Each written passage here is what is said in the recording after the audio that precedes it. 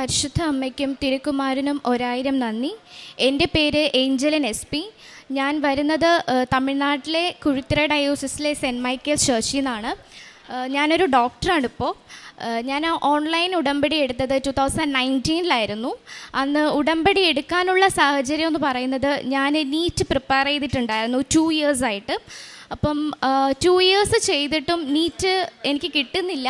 അതിനായിട്ടുള്ള ബുദ്ധിമുട്ടുകൾ ഒരുപാടുണ്ടായിരുന്നു. അതിനായിട്ടുള്ള ബുദ്ധിമുട്ടുകൾ എനിക്ക് ഒരുപാടുണ്ടായിരുന്നു. എനിക്ക് പഠിക്കാനൊന്നും പറ്റാത്തൊരവസ്ഥയിലായിരുന്നു ഞാൻ പോയിക്കൊണ്ടിരുന്നത്. അതോടൊപ്പം തന്നെ കോവിഡും കൂടെ വന്നിട്ടുണ്ടായിരുന്നു, ഫസ്റ്റ് വേവ് ഓഫ് കോവിഡ്. അപ്പം നീറ്റ് എക്സാമിങ്ങിനെ പോസ്റ്റ്പോൺ ചെയ്ത് പോകുന്നത് കാരണം എനിക്കൊന്നും പഠിക്കാൻ പറ്റിയില്ല. ആ സമയമാണ് എൻ്റെ വീട്ടിനടുത്തുള്ള ഒരു നോൺ ക്രിസ്ത്യനായിട്ടുള്ള ഒരു ആൻറ്റി കൃപാസനം പത്രം വഴിയാണ് ഞാൻ കൃപാസനം അമ്മയെക്കുറിച്ച് അറിയുന്നത്. അന്ന് ഞാൻ ഓൺലൈൻ ഉടമ്പടി എടുത്തു. രാവിലത്തെ പ്രാർത്ഥന, സായാഹ്ന പ്രാർത്ഥന, ബൈബിൾ വായന, പിന്നെ ഓൺലൈൻ ശുശ്രൂഷകളിലും ഞാൻ പങ്കെടുക്കുമായിരുന്നു. അതോടൊപ്പം തന്നെ എൻ്റെ സ്റ്റഡീസും കുറച്ച് ഇമ്പ്രൂവ് ആയി തുടങ്ങി. അങ്ങനെ എനിക്ക് നീറ്റ് എക്സാം നന്നായിട്ട് എഴുതാൻ പറ്റി. October 14 result വരുന്നേണ്ടതായിരുന്നു.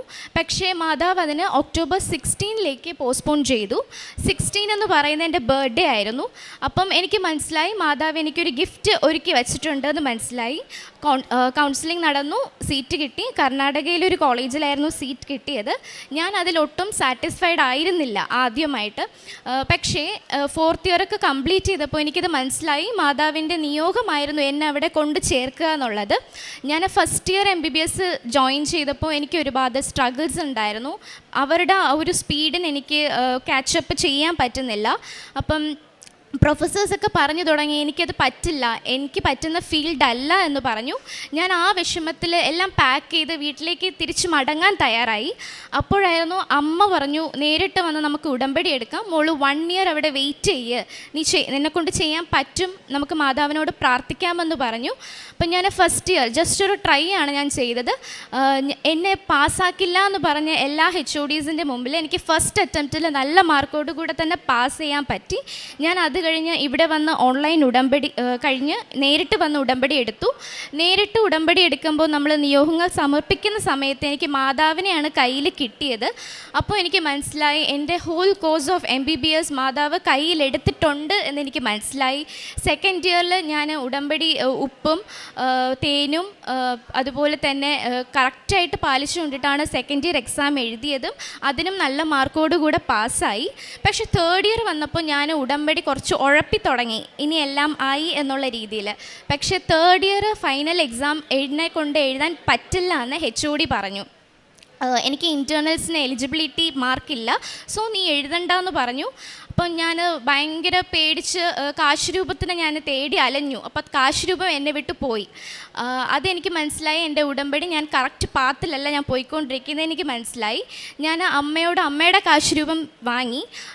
എന്നിട്ട് ആ കാശ് രൂപം കിട്ടിയപ്പോൾ എനിക്ക് വല്ലാത്തൊരു സ്ട്രെങ്താണ് കിട്ടിയത്. ഞാൻ അതോടൊപ്പം ഒരു സാക്ഷ്യം കേട്ടിട്ടുണ്ടായിരുന്നു, ഇങ്ങനെ മാതാവിനെ നമ്മൾ വിട്ടു പോകുമ്പോഴോ ഓരോ തടസ്സങ്ങളുള്ളപ്പോഴോ മാതാവ് നമുക്കത് വെളിപ്പെടുത്തി തരും എന്ന് ഞാനൊന്ന് കേട്ടിരുന്നു.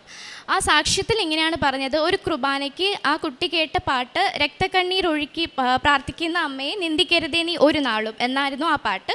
ഞാൻ കുർബാനയ്ക്ക് പോയപ്പോൾ സെയിം പാട്ടായിരുന്നു. അപ്പോൾ എനിക്ക് മനസ്സിലായി എന്നിൽ നിന്നും എന്തൊക്കെയോ മാറ്റങ്ങൾ മാതാവ് പ്രതീക്ഷിക്കുന്നുണ്ട് എന്ന് മനസ്സിലായി. ഞാൻ അപ്പോൾ കോൺഫെഷന് വേണ്ടിയിട്ട് ആഴ്ചകളോളം ഫാസ്റ്റിംഗ് ഇരുന്നു. ഓൺലൈൻ ഉടമ്പടി കറക്റ്റായിട്ട് ഞാൻ പാലിച്ചു.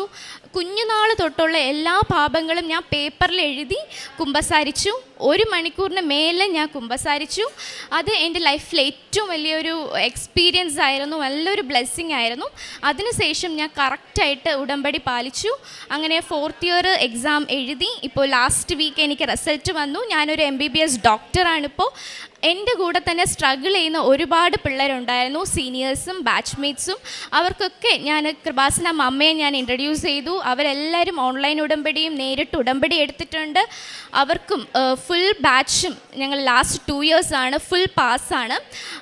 അതിന് ഉള്ള സാഹചര്യം എന്ന് പറയുന്നത്, ഞാൻ സെക്കൻഡ് ഇയർ പഠിക്കുന്നവരെ നമുക്ക് തിയറിക്ക് 50%ഉം പ്രാക്ടിക്കലിന് 50%ഉം എടുത്താലേ പാസ്സാകത്തുള്ളൂ. ഞാൻ തേർഡ് ഇയറിൽ ഉടമ്പടിയിൽ നന്നായിട്ട് പ്രാർത്ഥിക്കാൻ തുടങ്ങിയപ്പോൾ പെട്ടെന്നൊരു ക്രൈറ്റീരിയ ചേഞ്ച് വന്നു. 40:60 റേഷ്യോ മതി എന്നുള്ളത്. അതായത് തിയറിക്കോ പ്രാക്ടിക്കലിനോ മിനിമം 40% വേണം, ബാലൻസ് ഉള്ളത് നിങ്ങൾ പഠിച്ച് എടുത്താൽ മതി 20%. ഈ ക്രൈറ്റീരിയ വന്നതോടുകൂടെ ഞങ്ങളുടെ ഫുൾ ബാച്ചും ഒരാൾ പോലും ഫെയിലില്ലാതെ ലാസ്റ്റ് 2 ഇയറായിട്ട് പാസ്സായി. ഇപ്പോഴും ഫുൾ ബാച്ചാണ്, പാസ്സാണ്. അപ്പം ഇത്രയും അനുഗ്രഹം എൻ്റെ ജീവിതത്തിലും എൻ്റെ കുടുംബത്തിലും മാതാവ് ചെയ്തതിന് ഒരുപാട് നന്ദി. ഞാൻ പ്രേക്ഷിത പ്രവർത്തനമായിട്ട് 4 ലാംഗ്വേജസിൽ, കന്നഡ, ഇംഗ്ലീഷ്, മലയാളം, തമിഴ് 4 ലാംഗ്വേജസിലും ഞാൻ പത്രപ്രവർത്തനം ഓട്ടോ ഡ്രൈവേഴ്സിനും ഹോസ്റ്റലിനും ക്ലാസ്മേറ്റ്സിനും ഒക്കെ ഞാൻ കൊടുക്കുന്നുണ്ടായിരുന്നു. പിന്നെ ഞാൻ അമ്മയുടെ കൂടെ ഓൾഡ് ഏജ് ഹോംസിലൊക്കെ പോകുന്നുണ്ടായിരുന്നു. പഠിക്കാൻ പറ്റാത്ത പിള്ളേർക്ക് എന്നാൽ പറ്റുന്ന രീതിയിൽ ഞാൻ സ്റ്റഡി മെറ്റീരിയൽസ് കൊടുക്കുകയും അവരെ പഠിപ്പിക്കുകയും ചെയ്യുന്നുണ്ടായിരുന്നു.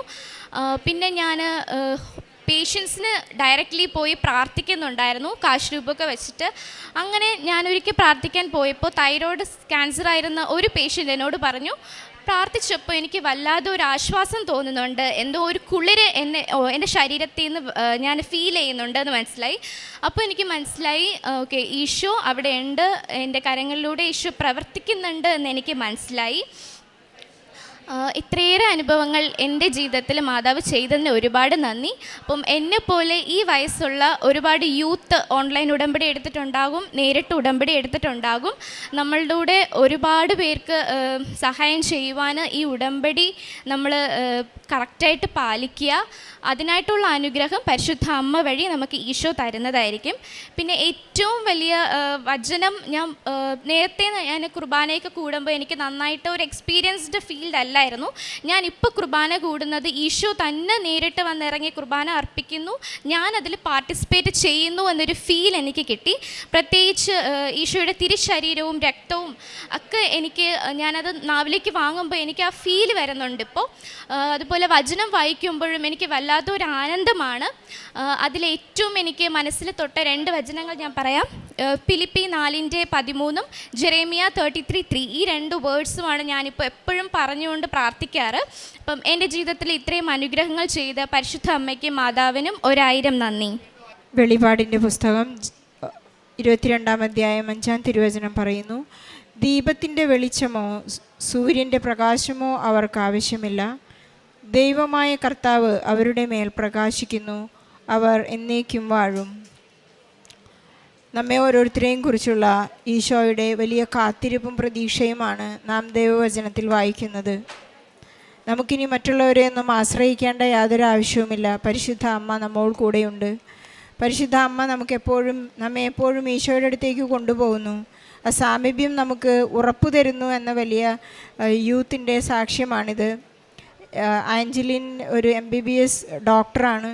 തൻ്റെ പഠനകാലത്തുണ്ടായ സ്ട്രഗിൾ, നീറ്റ് എക്സാം എഴുതി കഴിഞ്ഞപ്പോൾ സഹോദരി ചോദിക്കുകയായിരുന്നു, എനിക്കൊരു ബർത്ത്ഡേ ഗിഫ്റ്റ് വേണം. അത് അമ്മ നൽകി. ബർത്ത്ഡേ ഗിഫ്റ്റായിട്ട് ആളുടെ നീറ്റ് എക്സാം റിസൾട്ട് നൽകി. ആ ഒരു ഗിഫ്റ്റിനോടുകൂടി തനിക്ക് ഉറപ്പായി, അമ്മ ഞാൻ എന്തു ചോദിച്ചാലും തരും. ആ ഉടമ്പടി കൃത്യമായിട്ട് പാലിക്കാൻ തുടങ്ങി. ഇത്രയും വലിയൊരു പഠനത്തിനിടയിലും ഉടമ്പടി കൃത്യമായി പാലിക്കാൻ തനിക്ക് സാധിച്ചു എന്നുള്ളത് ഇന്നത്തെ യൂത്തിന് വളരെ ഒരു ചാലഞ്ചിങ് ആണ്. പലരും പറയുന്നു, അവൾ പഠിക്കുന്നതുകൊണ്ട്, അമ്മമാരും മാതാപിതാക്കൾ പറയുന്ന ഒരു എക്സ്ക്യൂസാണ്, അവർ പഠിക്കുന്നത് കൊണ്ട് ഞാനാണ് ഉടമ്പടി എടുത്തത്, അവർക്ക് പഠനമായതുകൊണ്ട് ഒട്ടും സമയമില്ല. ഈ സഹോദരിയുടെ വലിയ സാക്ഷ്യമാണ് എനിക്ക് കാരുണ്യ പ്രവൃത്തികൾ ചെയ്യാനും മറ്റുള്ളവർക്ക് സ്റ്റഡി മെറ്റീരിയൽസ് പകർന്നു കൊടുക്കാനും വചനം പങ്കുവയ്ക്കുവാനും അവരെ രോഗികളെ ചെന്ന് കണ്ട് അവരെ തൊട്ട് പ്രാർത്ഥിച്ച് അവർക്ക് സൗഖ്യം നേടിക്കൊടുക്കുവാനൊക്കെയുള്ള വലിയ കൃപ ഈ സഹോദരിക്ക് ലഭിച്ചുവെന്ന് ഉറപ്പായപ്പോൾ ഈശോ നൽകിയ കൃപ അതുപോലെ മറ്റുള്ളവർക്ക് പകർന്നു കൊടുക്കാനുള്ള വലിയൊരു അനുഗ്രഹം കൂടി ഈ സഹോദരിക്ക് ലഭിച്ചു എന്നുള്ളതാണ്. ഒരു ഡോക്ടറിന് ചെയ്യാൻ പറ്റാവുന്ന ഏറ്റവും വലിയ വൈദ്യന്മാരുടെ വൈദ്യനാണ് ഈശോ. അത് എൻ്റെ കൈകളിലൂടെ ഈശോ പ്രവർത്തിക്കുന്നു എന്നൊരു വലിയ അനുഭവ സാക്ഷ്യമാണ് ഈ സഹോദരി ഒരു പ്രാക്ടീസിന് മുമ്പ് തന്നെ ഏറ്റുപറയുന്നത്. ഒരു പ്രോമിസാണ് ഈ സഹോദരി ഇവിടെ ചെയ്തത്. എനിക്കിനി ഒരുപാട് കാര്യങ്ങൾ ചെയ്യാനുണ്ട്. തനിക്ക് എൻ്റെ പഠനകാലത്ത് ചെയ്യാൻ സാധിക്കാതിരുന്ന പ്രേക്ഷിത പ്രവർത്തനവും കാരുണ്യ പ്രവൃത്തികളും ഇനി ഞാൻ ചെയ്യാൻ പോവുകയാണ്. എനിക്ക് വചനം വായിക്കുമ്പോഴുള്ള ഒരു ദാഹം, ഞാനൊരു കഥ പോലെയല്ല വായിക്കുന്നത്. ഞാൻ ഇപ്പോൾ എനിക്ക് യേശുവിനെക്കുറിച്ച് കൂടുതൽ അറിയണം. ഞാൻ ബൈബിളുമായി ഞാൻ എൻ്റെ ലൈഫിനെയും ഞാൻ കണ്ടുമുട്ടുന്ന ആളുകളെയും കണക്ട് ചെയ്യാൻ എനിക്ക് സാധിക്കുന്നുണ്ട്. അവിടേക്കാണ് എൻ്റെ വിശുദ്ധീകരണവും എൻ്റെ ആത്മീയ ജീവിതവും മുന്നോട്ട് പോകുന്നുണ്ടോ എന്നുള്ളതിൻ്റെ ഒരു മാറ്റുരച്ച് നോക്കലാണ് ഈ സഹോദരിയുടെ സാക്ഷ്യം. അഞ്ജലിനെ ദൈവം വളരെ അധികമായി അനുഗ്രഹിക്കട്ടെ. എല്ലാ രോഗികളിലേക്കും കടന്നു ചെല്ലുവാനും ഈശോയെ കൊടുക്കുവാനുമുള്ള വലിയ ആത്മീയ ഉണർവ് ഈ സഹോദരിക്ക് നൽകട്ടെ എന്ന് നമുക്ക് പ്രാർത്ഥിക്കാം. നമ്മുടെ ഇടയിലുള്ള എല്ലാ യൂത്തിനെയും നമുക്ക് സമർപ്പിച്ച് പ്രാർത്ഥിക്കാം, നിയോഗങ്ങളോട് ചേർക്കാം. ഈ സാക്ഷ്യത്തെ സഹോദരിയുടെ ഏറ്റവും വലിയ സഞ്ചാരി മാതാവ് അടുത്ത് സഞ്ചരിക്കുന്ന ഈ വലിയ സാക്ഷ്യം സമയച്ചുരുക്കത്തിൻ്റെ അമ്മ എപ്പോഴും എല്ലാവരോടും കൂടി ഉണ്ടായിരിക്കട്ടെ. ഈശോയെ ലഭിക്കാനും ഈശോയെ സ്വന്തമാക്കാനുള്ള അനുഗ്രഹം എല്ലാവർക്കും ലഭിക്കട്ടെ എന്ന് പ്രാർത്ഥിച്ചുകൊണ്ട് ഈശോയ്ക്കും അമ്മയ്ക്കും വലിയൊരു കയ്യടി നൽകി ഈ സാക്ഷ്യം നമുക്ക് സമർപ്പിക്കാം. അത്യപൂർവ ദൈവാനുഭവങ്ങൾ ഇനി നിങ്ങൾക്കും സ്വന്തം. ഈ യൂട്യൂബ് ചാനൽ ഇതുവരെ സബ്സ്ക്രൈബ് ചെയ്തിട്ടില്ലെങ്കിൽ ഇപ്പോൾ തന്നെ സബ്സ്ക്രൈബ് ചെയ്യുക. ഈ വീഡിയോ ഇപ്പോൾ തന്നെ നിങ്ങളുടെ സുഹൃത്തുക്കൾക്ക് ഷെയർ ചെയ്തുകൊണ്ട് കർത്താവിൻ്റെ പ്രേക്ഷിതരാകുക.